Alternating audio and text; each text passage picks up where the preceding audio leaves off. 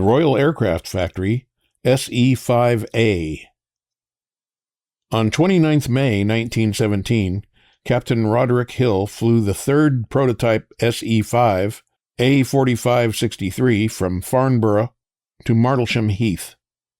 At that time, A4563 had a 200-horsepower Hispano-Suiza engine driving a 4-blade air screw, and the gravity, petrol, and water tanks were in the center section leading edge. A head fairing was fitted behind the cockpit, and the aircraft had short-span wings. The performance of this 200-horsepower SE was substantially better than that of the 150-horsepower SE-5. The design was therefore standardized for large-scale production, more or less in the final form of A4563 as the SE-5a. Contracts had been given as early as February 1917 to Martinsyde Limited for B1 to B200 and Vickers Limited for B501 to B700. The Royal Aircraft Factory fitted the 200-horsepower Hispano-Suiza to at least 15 aircraft of the batch A8898 to A8947. The first of these was A8923, which had been completed as early as the 30th of May, and was therefore virtually contemporary with the prototype.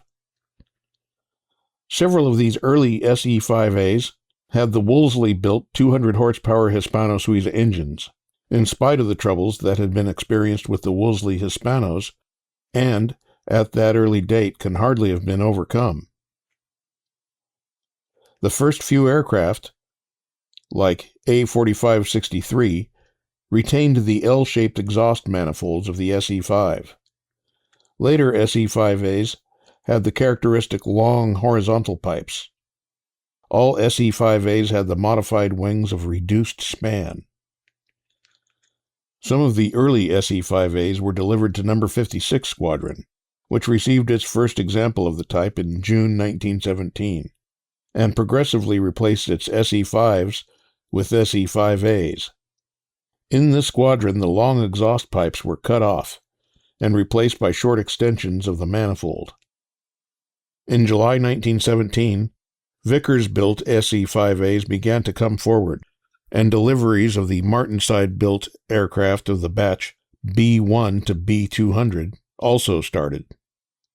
Additional contracts were given to several other manufacturers in 1917. During that year, no fewer than 3,600 SE-5As were ordered, the last contracts for the year being dated 29th of December. By the end of 1917, appreciably more than 800 SE-5s and 5As had been built. Yet only 335 had gone to RFC squadrons in France, and 105 to training units.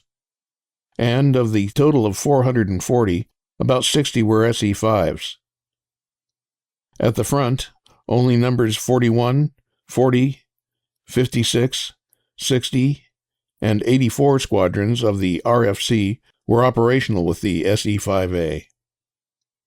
During December, No. 68 Squadron was re-equipped with the type, and No. 24 Squadron started to do so. In January 1918, the balance of some 400 SE-5As were held in store. No engines were available for them. Formidable difficulties beset the production program for the 200-horsepower Hispano-Suiza engine. In the United Kingdom, only Wolseley Manufacturers Limited held the license to manufacture it, and their early 200-horsepower engines had proved to be seriously defective. Some SE-5As had French-made Hispano-Suiza engines, but in those manufactured by the Brazier Company, the reduction gears and air screw shaft had to be replaced by British-made spares. Ultimately, by October 1917, the engine supply difficulty assumed crisis proportions, and these faulty engines had to be passed into service with defective gears. Relief came in January in 1918, in the form of deliveries of the first 8,000 Hispano-Suiza engines that the Air Board had, at the insistence of the Admiralty, ordered from other French manufacturers at the end of 1916. The troubles of the Wolseley engines had manifested themselves in May 1917. As a precaution against the complete failure of the 200 horsepower engine, the firm were asked to produce an additional 400 engines of the original 150 horsepower direct drive type. The instructions given to Wolseley were not clear enough, and the company developed the engine into a high compression power unit that was designated Wolseley W4A Viper. Its normal output at ground level was 220 horsepower at 2,000 RPM. This development work naturally delayed Wolseley production. Whereas it had been intended that 140 engines should be delivered by the end of August 1917, only 10 Vipers had been made. One was fitted to the S.E.5a B-4862. After inspection on the 24th of August, the aircraft went to Martlesham Heath for official trials on the following day. This aircraft had a single radiator with a rounded top, and the complete installation did not differ materially from that of the 200 horsepower Hispano-Suiza. Martlesham flew B-4862 with its engine's compression ratio at its original value of 5.68 and subsequently at 5.3. Overall, the 5.3 compression pistons gave slightly better results and were standardized. A second Viper installation was made in B-4899, which had exchanged identities with B-4891 in mid-November at the end of 1917. These Viper-powered SE5As were subject to official performance tests in September and December 1917, respectively. Performance was rather better than with the Wolseley-built 200 horsepower geared engine, and the Viper itself was regarded as satisfactory. Another alternative to the 200 horsepower Hispano-Suiza was tried on the SE5a. On the 13th of November 1917, B4900 was submitted for final inspection at the RAF Farnborough with a 200 horsepower Sunbeam Arab 1 engine. It appears that this aircraft had 2 radiator blocks in place of the single unit radiator fitted to the 200 horsepower Hispano-Suiza engine. At least 5 other SE5As were fitted with the Arab engine at Farnborough. One, C1111, having both the Arab 1, which was geared, and the Arab 2, which was direct drive. Farnborough persevered with the Arab until spring of 1919. But the engine was basically unsatisfactory and was dogged by serious vibration troubles. It was not adopted as a standard power unit for the SE5a. The Viper was specified for all SE5As ordered under 1918 contracts. Many did in fact have that engine, and the production aircraft had twin radiator blocks in an installation of more angular appearance than that of the 200 horsepower Hispano-Suiza. Those SE5As that did not have Vipers were delivered with such engines as were available. From France, 2,292 Hispano-Suizas of the 200 horsepower type were delivered to British flying services in the first 6 months of 1918. These came from various manufacturers, the later engines having compression ratio increased to 5.3 to 1. This raised the power output to 220 horsepower at the normal engine speed of 2,000 RPM.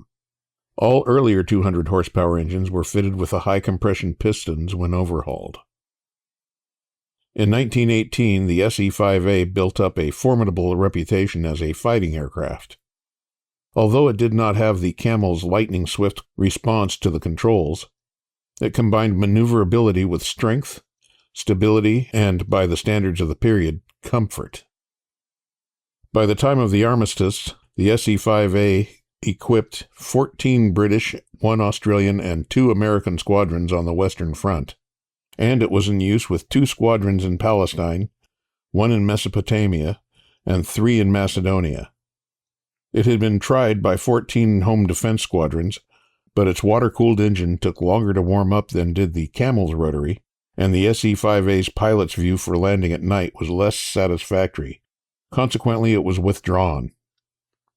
The SE5a was well able to hold its own in combat right up to the time of armistice, but the design continued to be refined. Towards the end of 1917, a stronger undercarriage was standardized. This had wooden struts, the forward leg on each side being a substantial tapered strut. Other modifications to the structure were less discernible: improved oil tanks, strengthened trailing edges, revised fin structure. All were introduced. In service, pilots made modifications of their own. Many preferred to remove the head fairing from behind the cockpit in order to improve the rearward view. Most squadrons thought it advisable to fit an additional bracing wire to the leading edge of the fin. It has been reported that No. 41 Squadron tried to install twin Vickers guns on their SE-5As, but this form of armament was not standardized. Earlier attempts had been made at Farnborough to improve on the aircraft's armament. In September 1917, B-48-85 was fitted with twin Lewis guns in addition to the usual Vickers. This was probably done to try out an idea submitted by No. 56 Squadron. At that time, however, the center section was regarded as insufficiently strong even for the standard single Lewis gun. It was subsequently strengthened, and the twin Lewis gun arrangement came to naught. A different triple gun installation was made in B-48-75 in November 1917. This aircraft had an Eman mounting in the fuselage, carrying 3 Lewis guns firing forwards and upwards at 45 degrees through slots in the center section. Apparently a home defense application was planned, but the installation was not operationally practical, and it was not pursued. Farnborough conducted many experiments with modified wing and control surfaces, including twin fins and rudders. Ailerons and elevators of reduced chord were fitted, and similar modifications were made to some operational SE-5As. Narrow chord elevators were fitted to number B-4890, and McCudden recorded that B-4891 also had narrow chord elevators when he took it over on the 3rd of December 1917. An experimental installation of a Viper with an underslung radiator was tested in March 1918. It is believed that this was thought likely to make the SE-5A more suitable for service in Mesopotamia, but the speed at 15,000 feet was reduced by 14.5 miles per hour, and the climb to that height took 5 minutes longer than with the standard Viper. Consequently, this idea was abandoned for the standard SE-5A. Of far greater significance was the testing, in September 1918, of the Hart variable pitch air screw in C-1134.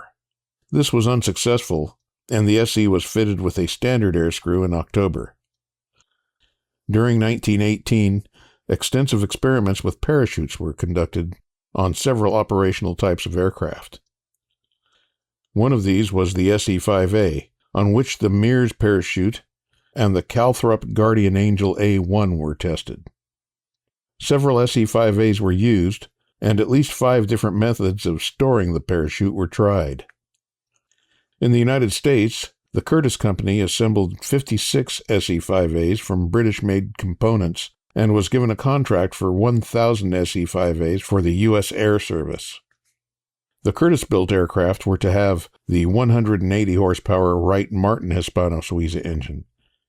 Only one, SC-43-153, was completed, however.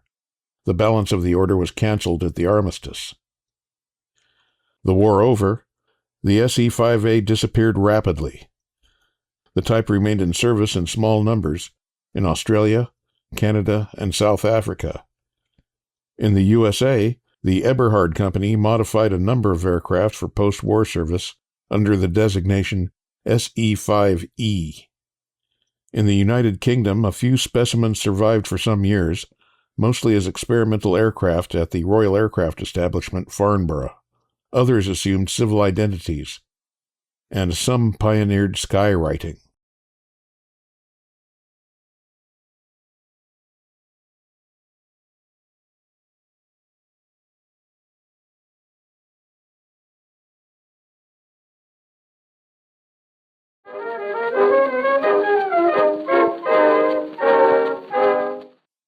Well, it seems like some of these airplanes have no photographs or way, way too many. Such is the case with the SE5a. There were far more pictures than I could use in this video. And here's one that I found humorous. Captain D. Grinnell Milne was flying an airplane he named Schweinhund. Now, I can't imagine the shame of being shot down, of a German being shot down by an airplane named Schweinhund. So, yeah, that's the best I've seen. And also, I wonder if Albert Ball and James McCudden both served on number 56 Squadron at the same time, because James McCudden had this red spinner on the front of his airplane that he had taken off of an LVG that he had shot down. And this earlier picture of Albert Ball has him holding what sort of looks like a round spinner, very similar. And I wonder if he was delivering it or, I don't know. Anyone who knows, let me know. This SE5a had Charles Lindbergh listed in its logbooks. And here's an advertisement for a parachute company talking about him colliding with another SE5a in a mock dogfight against a DH-4. And not many people had used parachutes at that time, 1926. Here are some two-seat versions of the SE5a, and I'll just put up a bunch more photos to look at. And I suspect there won't be another glut of photos like this until I get to the Sopwith Camel. So I'll let this one run out, and we'll see you next time.